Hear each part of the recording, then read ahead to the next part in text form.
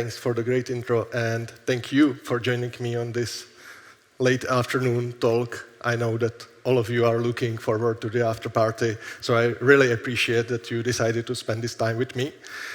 So as I mentioned, I will talk how we burned ourselves when we tried to improve our APIs, and what we have learned from that. And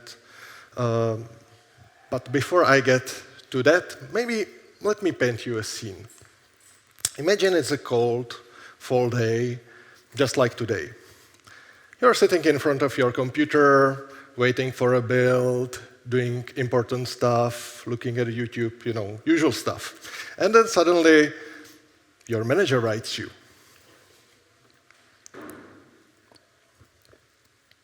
Do you also like those people who write just like hello and nothing?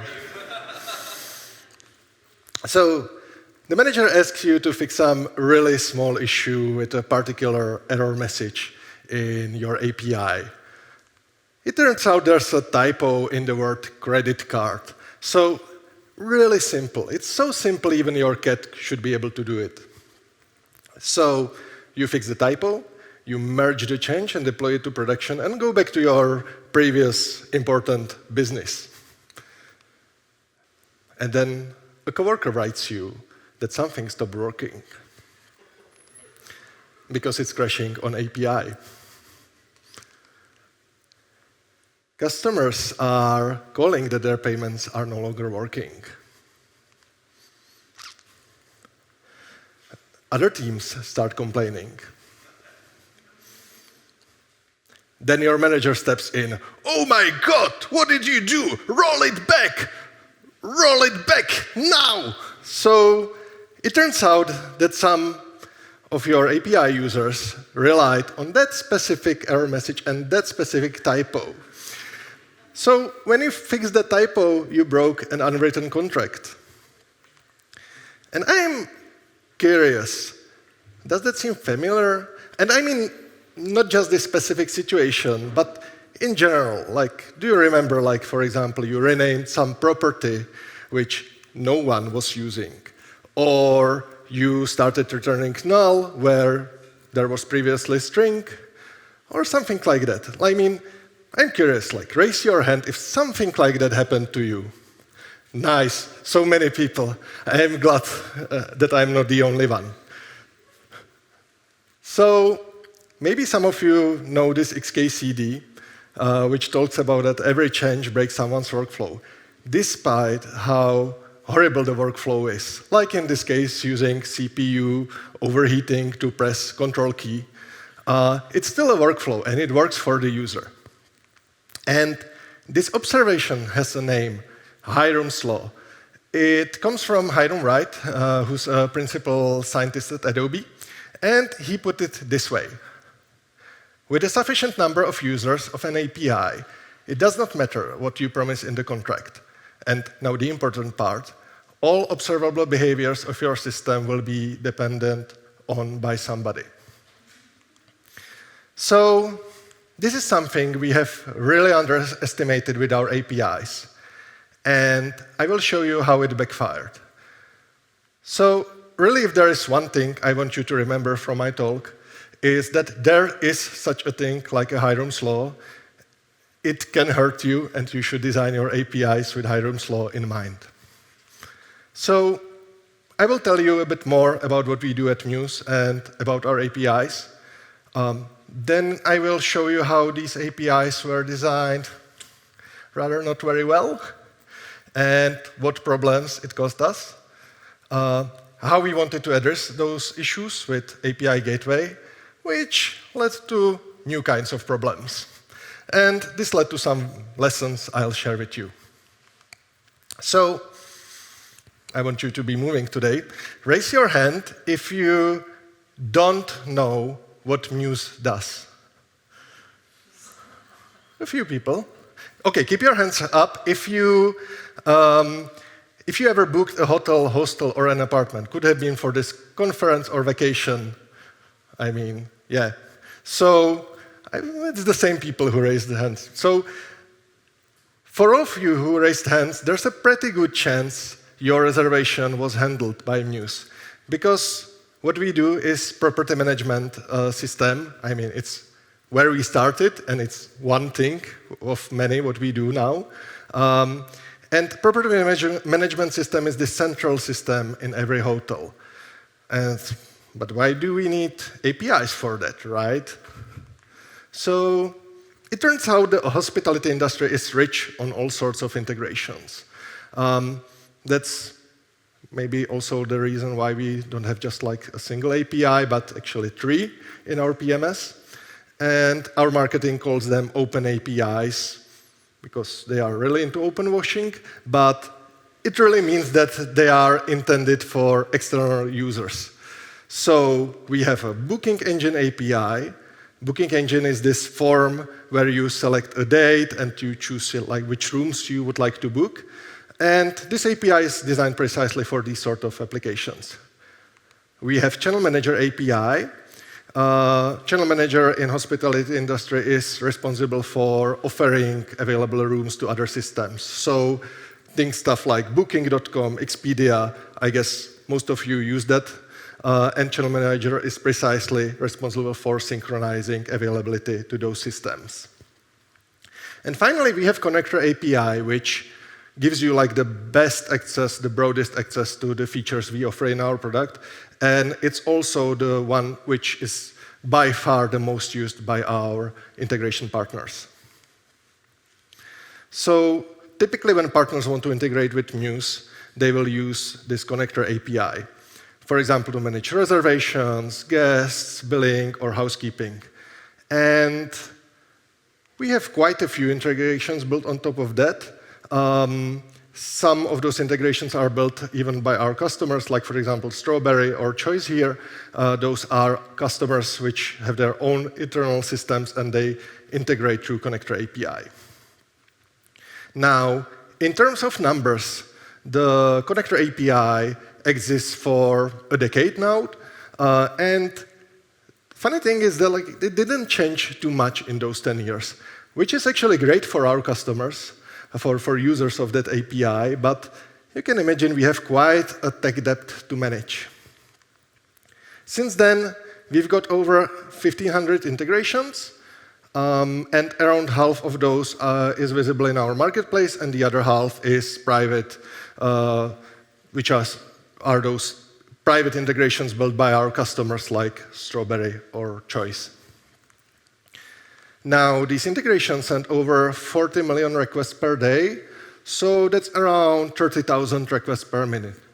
So it's quite a lot of traffic on our API, and this traffic is still growing because we are getting more partners, more customers using those integrations. And we need to evolve our APIs without breaking our existing users.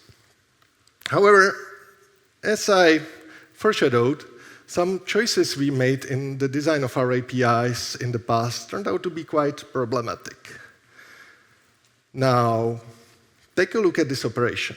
This is how you get reservations from Connector API. So, what do you see? For starters, you can see it's a post operation. I will talk a bit more about those versions later. But just like from this, you can recognize this, you are not dealing with a RESTful API. And I'm sorry if it hurts your API design sensibilities, because it definitely hurts mine. Since it's a post operation, you send your request in a body. There you specify a combination of filters or entity IDs which you want to receive in the response. Now, here's the weird part. We have a custom authentication scheme. In the body, you send not just one API key, but two, the client token and the access token. Apparently, it was considered more secure. We also want you to identify yourself using the client property, but it's not so important, at least not in Connector API. Because what I showed you is how you authenticate in Connector API, but I mentioned we have 3 public APIs, and all of them evolved independently despite being in the same code base. So that's how we ended up with client token and access token in Connector API. and client token and connection token in Channel Manager API, which is similar, but not quite. And the booking engine API uses just client, which is not secret, and that's because it's intended to be used directly by front-end applications, so you cannot hide much there. Now, also take a notice that the Channel Manager API uses this lower camel case, and the remaining use Pascal case, the upper camel case.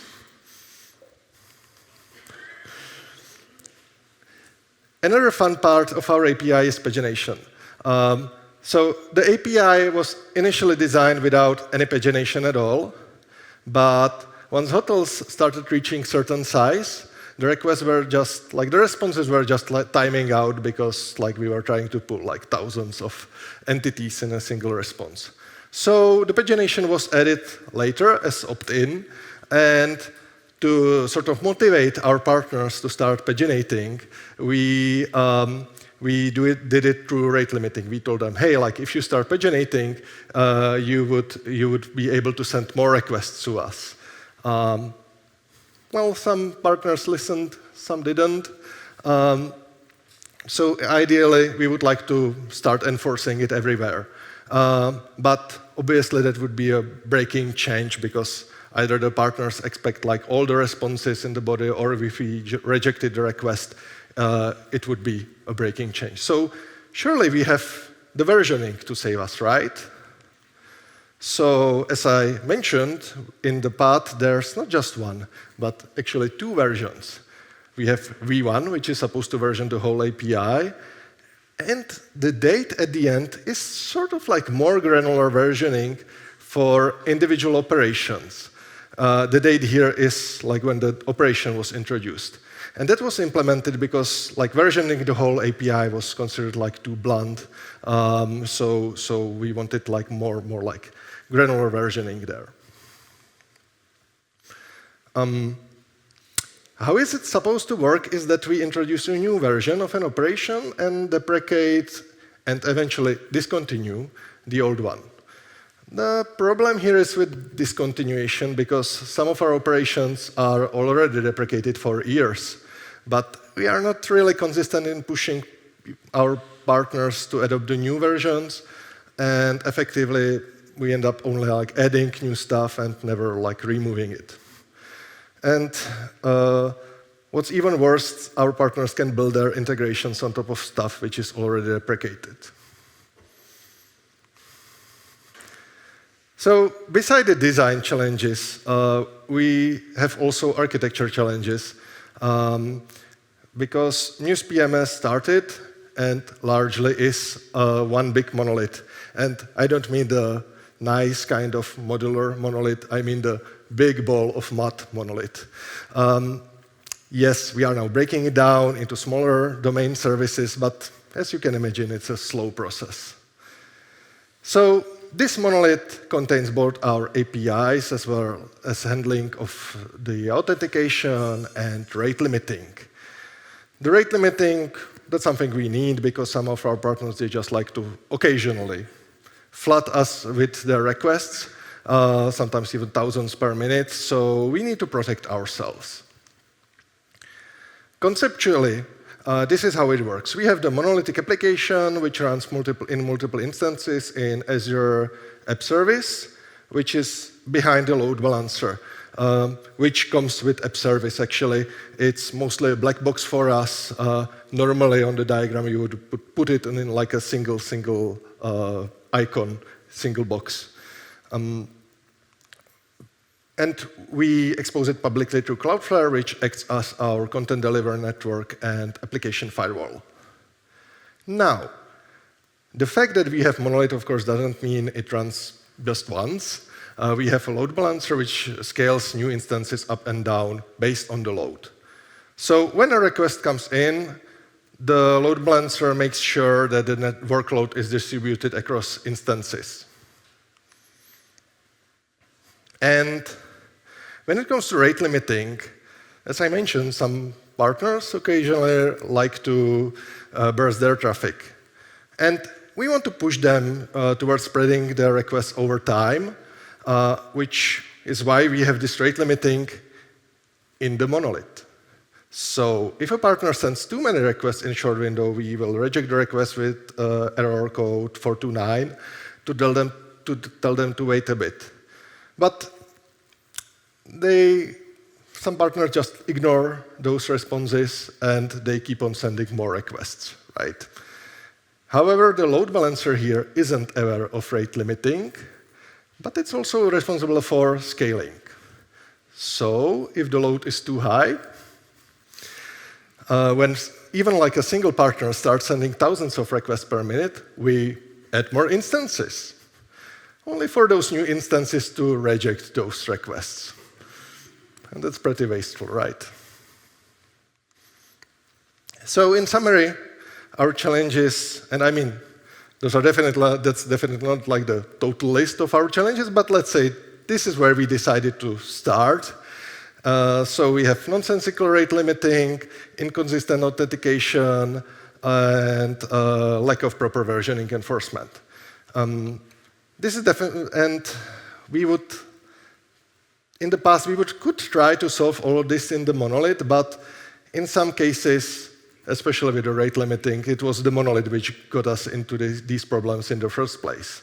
So we have decided to address those issues by adding new layer of API gateway. So what we hoped for with API gateway is to remove some of this functionality we are handling in the monolith and move it to the API gateway. Truth is that some functionality like rate limiting could be handled in Cloudflare, but we wouldn't be able to, for example, to enforce it for specific users based on their identity because of our non-standard API design. So we treated API gateway as a standalone component. Also, we couldn't use the load balancer or merges functionality because, as I mentioned, the load balancer here comes with app services, and it's a black box for us. So even selecting the vendor was an interesting exercise. We narrowed down the potential vendors to 3, and I won't name the names here, but some conversations were pretty interesting. For example, one vendor pointed out all the issues with our API design, like that our API isn't really granular, and that the authentication should be in header. And I mean, they were right, but it really felt like they want us to adapt to their product and not the other way around. And it would mean for us to basically redesign our API without considering backward compatibility. In their defense, like once their solution architect sort of like understood our exotic requirements, he was very helpful, and he found a way to make it work with their product, but it felt a little bit awkward. The other vendor was, how to put it mildly, a bit off.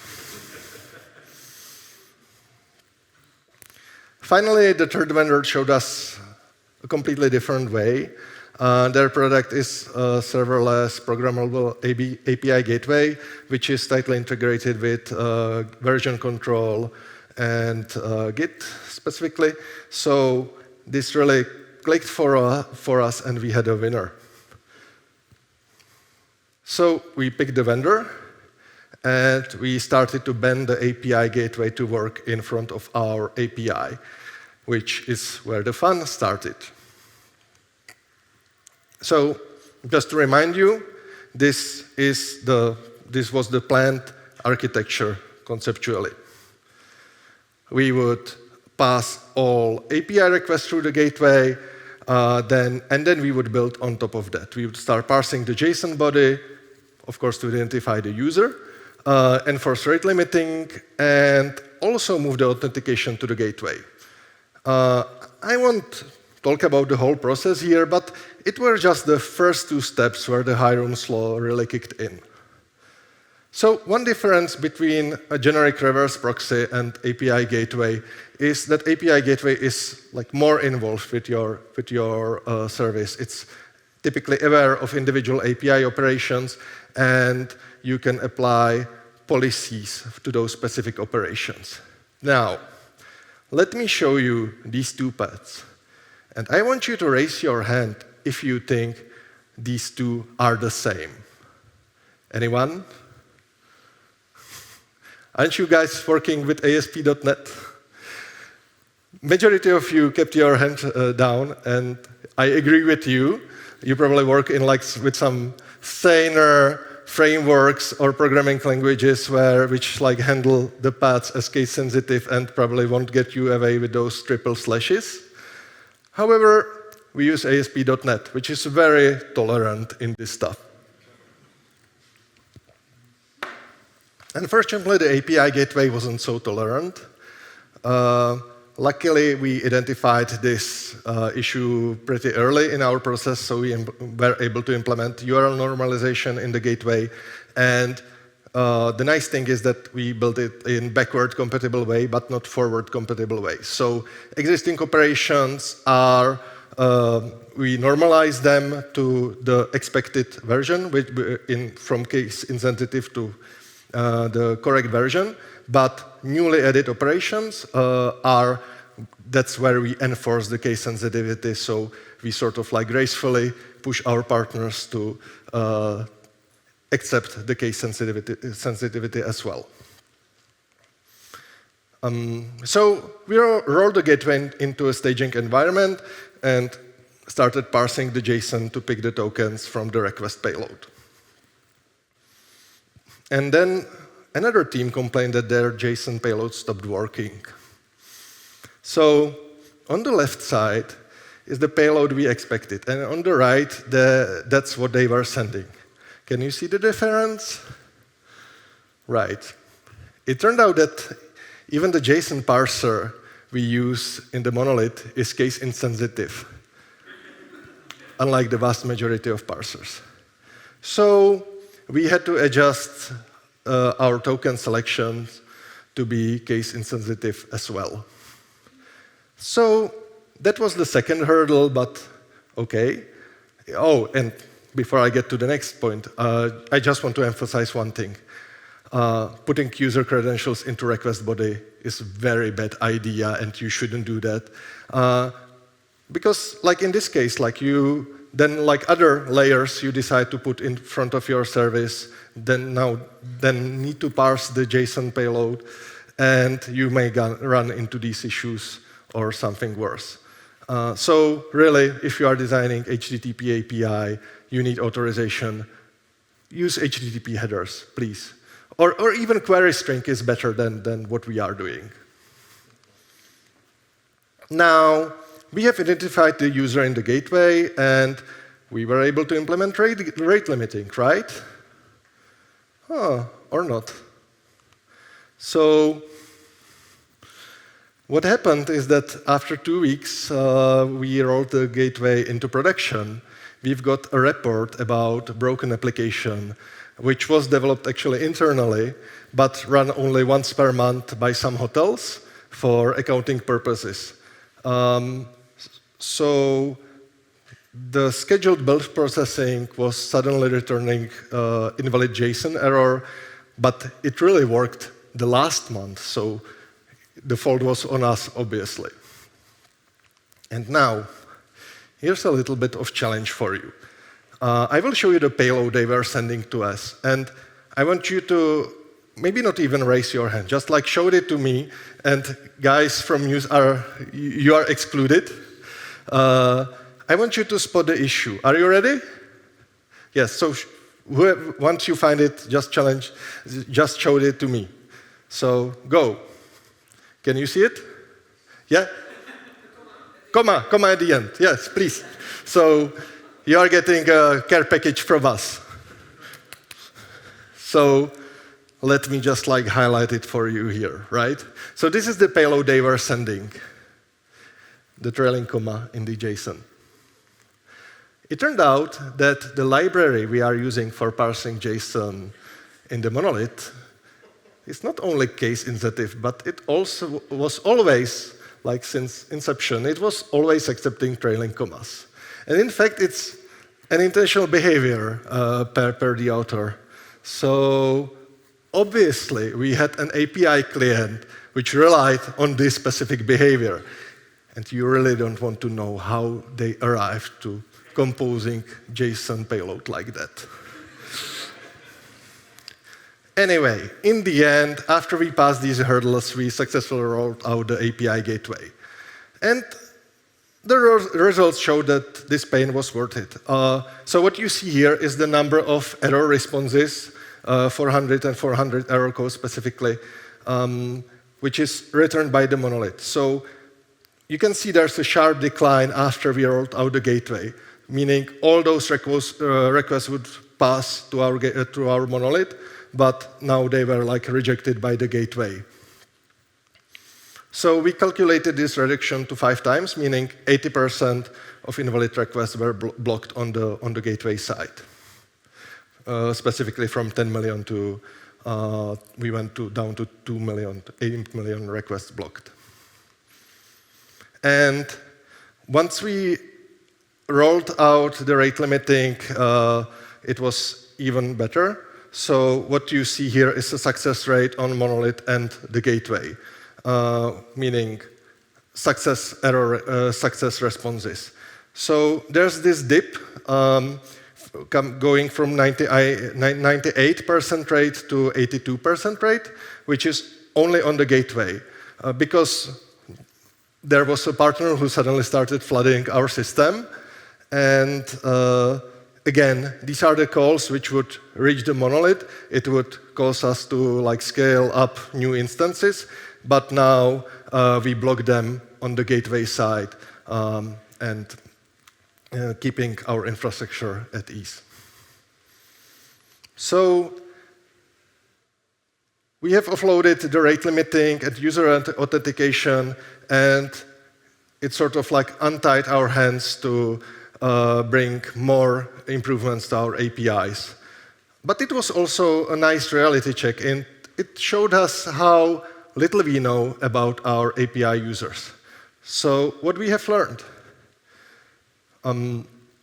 For starters, when our APIs were initially designed, there was this idea that relying on HTTP semantics is not really worth it. Like developers shouldn't spend time discussing whether they should use GET or POST or how to use HTTP headers.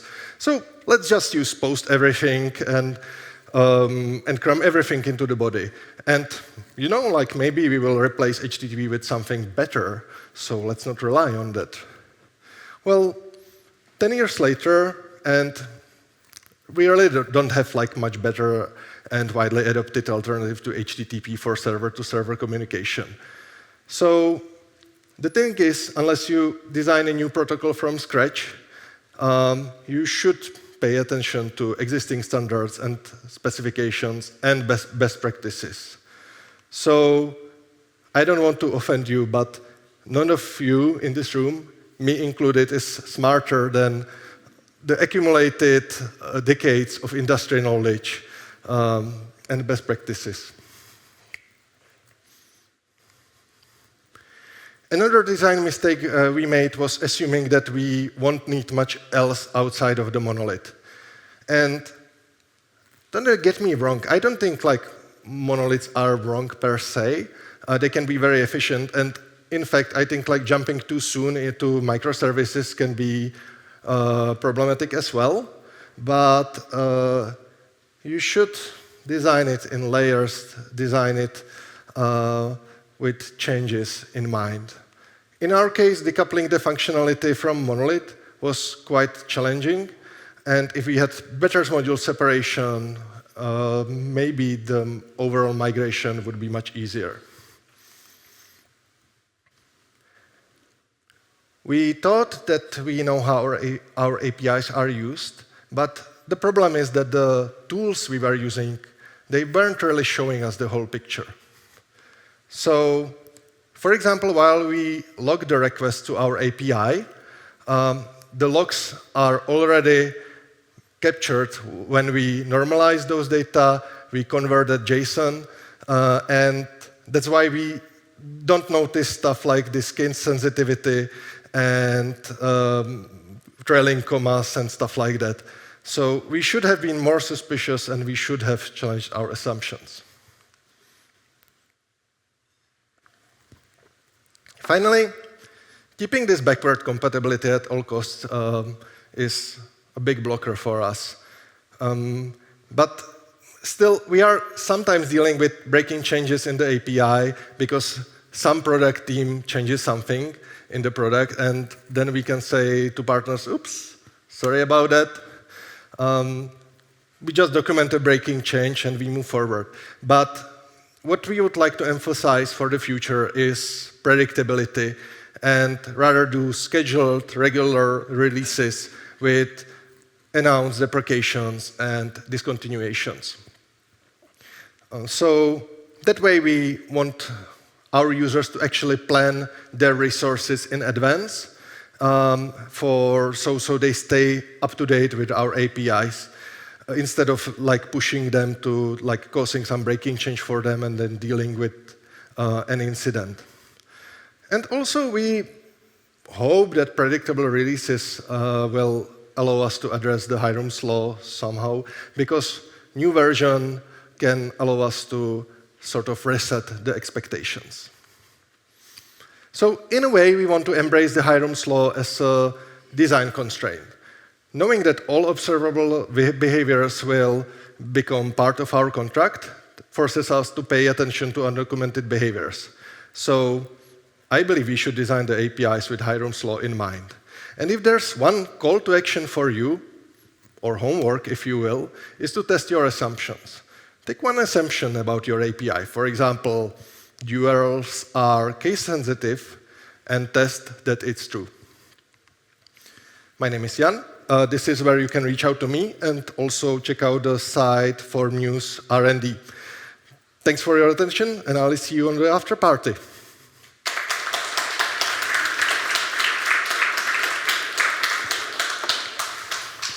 Okay, thank you, Jan, very much. It was very interesting.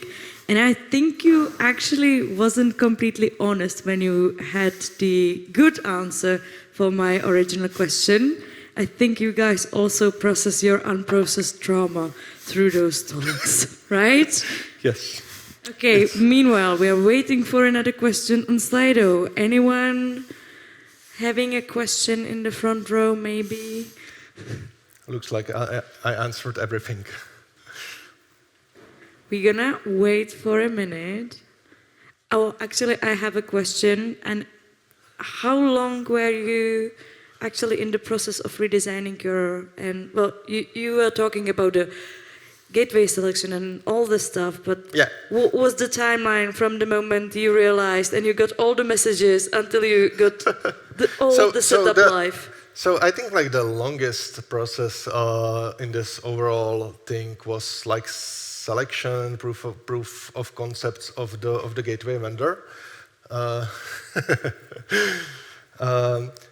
Yeah, I think once we selected the vendor, it took about I think we started January, February, and we until the point with rate limiting that was until May. So 4 months approximately. But we are still that was just the first step. So we are adding more building on top of that. Okay, cool. Thank you very much. And now we already have a couple of questions in Slido. First one, it's not a question, it's more of a... Thanks. Yeah, it's true. Okay, thank you. The another one is, how old is the monolith? As old as Mews, so that would be since 2012. So 13 years approximately. Okay. And the third one, yes. Do you have further plans to split the monolith? Definitely. I would say it's becoming even bigger priority for our engineering nowadays. So with the splitting, we are focusing on domain services. So we have stuff like billing, customers management, and stuff like that. So that's where we are sort of trying to split it. The problem with the connector API, because it touches of all the domains, in a way it's like monolithic API as the same way as the monolith itself. So it's becoming really problematic because we need to be like talking to all teams and we need to deal with their breaking changes. So we are not splitting the monolith only, but our long-term plan is to split the API itself. So instead of like being like this single layer over all APIs, we plan to actually have like domain-specific APIs even for our partners. Okay, thank you. So the next one up is, what's the best strategy for naming, not choosing bad names? That's really broad question. Yes, if you are designing APIs and you are choosing naming, my recommendation is to use existing vocabularies. It's possible that in your industry there is maybe some specification.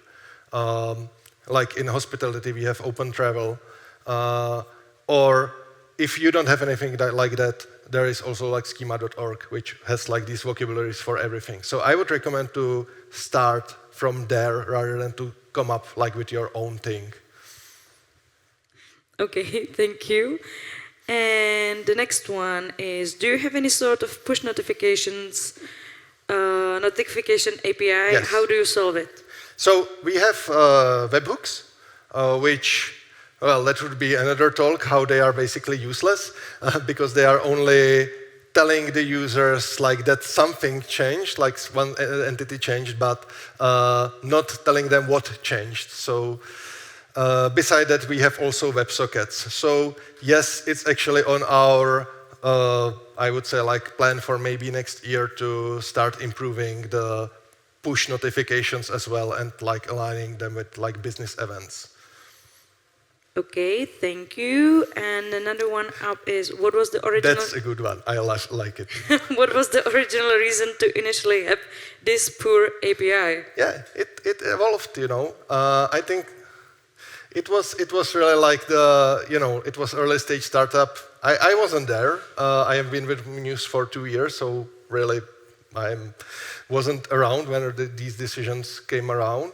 But, you know, like once these decisions were set and external partners started using it, like we were really like locked into those decisions. So, you know, like maybe your decisions won't be as poor as ours, but you will make some mistakes. So it's probably better to be prepared for those, to fix those mistakes. Okay, thanks. And next one up is, did you consider replacing REST with GraphQL? Yes, and I had personally some past experience with server-to-server communication, and it's generally not like a good choice. Especially, also like problematic for us is that like even with our current API, is that like you are giving too much power to the consumers, and we need to push them the other way around. Like we don't want them to give like too complex queries. We actually want to like narrow their use cases. So really, I personally don't think that GraphQL is a good choice for server-to-server communication or with external API vendors. But come to speak to me after the talk if you have a different opinion. Okay, and the last one, which I see here at the moment is, well, that's more of an opinion, asking for your opinion, but I think the lesson is we should design APIs with less wiggle room so that each functionality can be achieved in one way rather than accepting any case. What do you think? I agree to some extent, and I think it even connects to my previous answer about GraphQL, that maybe that's giving like too broad possibilities to partners. On the other hand, there's a fine decision to make, because if you are really trying to constrain your partners, you would end up like building an endpoint for each and every single use case, which also isn't like manageable in the long run. So I think managing these trade-offs is really like a tricky part. But I think it also comes to questioning your assumptions and really knowing like the edge cases of your system. Okay, that was the last questions which I saw in Slido. Please give it up again to Vlnas and also share your feedback and rate his talk in Sessionize. It's under this QR code. So, a round of applause for Jan Vlnas.